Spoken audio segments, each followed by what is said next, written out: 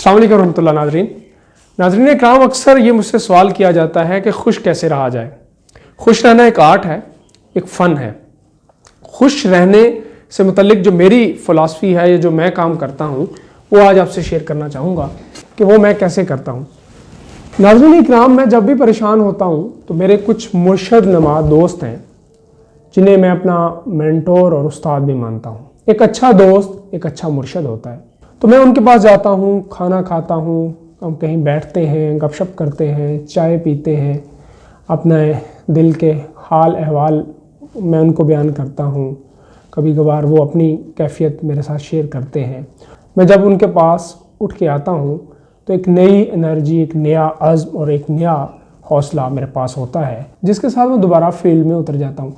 ये तो एक मेरी कहानी है, काम से आदमी की कहानी है। हर इंसान अपने अंदर एक अलग से दुनिया रखता है, तो हर इंसान का खुश रहना क्या मुमकिन है, इस पे बात करने से पहले एक कहानी आपसे शेयर करना चाहूँगा। एक रवायत मशहूर है कि मुग़ल बादशाह जलालुद्दीन अकबर का एक दाना वज़ीर था, बीरबल था। तो बीरबल से अकबर ने कहा कि कोई ऐसी बात बताओ जिससे खुशी कायम रह सके और गम ख़त्म हो जाए।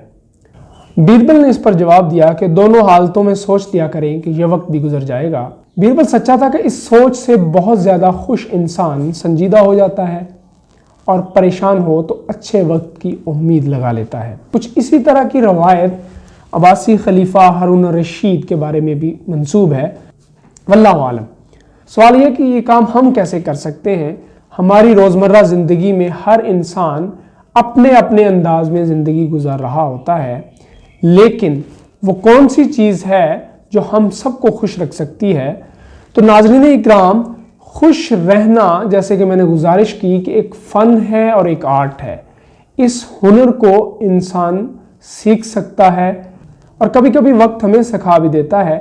लेकिन याद रखिए, दुखी रहना, परेशान रहना, गमज़दा रहना, ये दुनिया का आसान तरीन काम है, लेकिन ये वो काम है जो आपको बिगाड़ने पर तुला हुआ है, और ऊपर से सैड म्यूज़िक और उससे मिलती जुलती चीज़ों ने इस काम को मज़ीद आसान कर दिया है। लेकिन इसके बिल्कुल बरअक्स मुबारक सदीकी साहब फरमाते हैं कि ख़ज़ां की रुत में गुलाब लहजा बना के रखना कमाल ये है। तो आइए देखते हैं कि ख़ज़ां की रुत में गुलाब लहजा बनाना क्या मुमकिन है।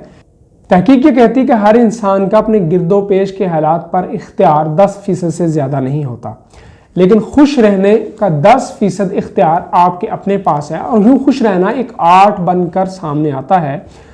आइए आज मायूसी के इन अंधेरों में उम्मीद के टिमटमाते चिराग के लिए अपनी ज़ात से इसकी इब्तिदा करते हैं। जब भी आप ये वीडियो देखें तो पहला काम ये कीजिए कि सोने से कबल या जब भी आपको टाइम मिले तो आपको जो मयस्सर नेमतें हैं उनको कहीं लिख लें।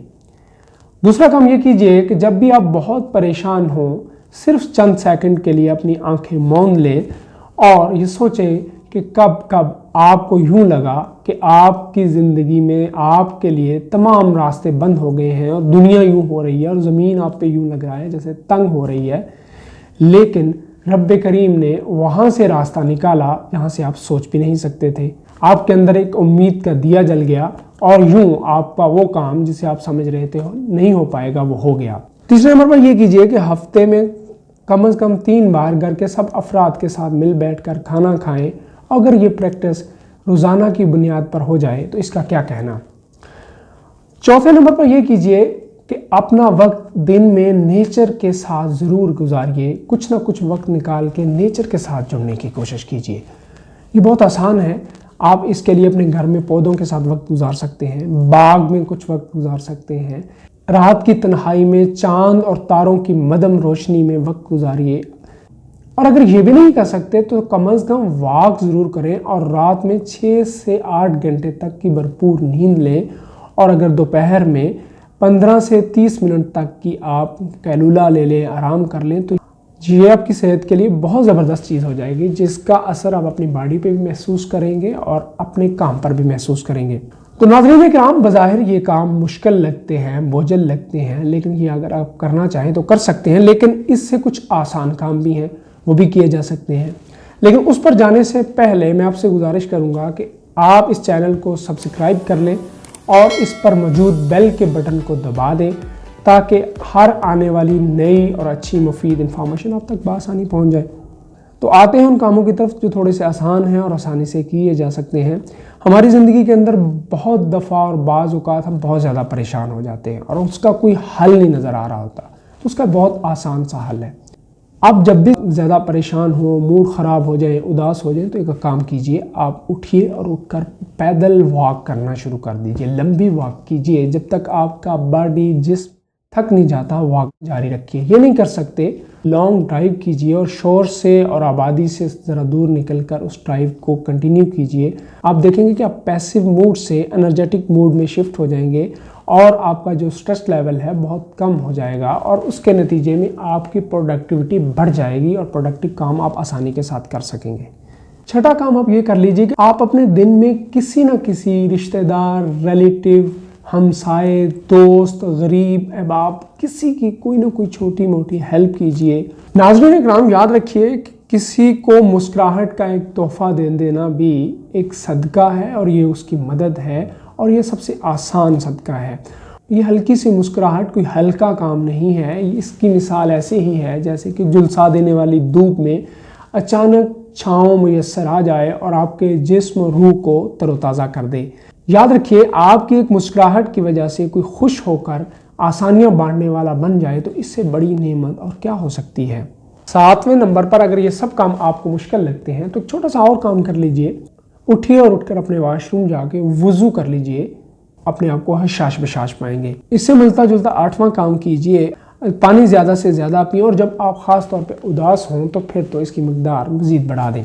अगला काम ये कीजिए कि आप अपने पास एक हमेशा अपनी पसंदीदा खुशबू रखें और उसको ज़रूर लगाएं। इससे आपके अंदर एक नई उमंग पैदा होगी। 10वें नंबर पर आपका एक दिन ऐसा भी होना चाहिए जिसको आप नो कंप्लेंट डे, शिकायत के बगैर दिन मनाएं। चलिए आइए आज से ही इसका अहद करते हैं कि आज किसी से कोई शिकवा नहीं होगा।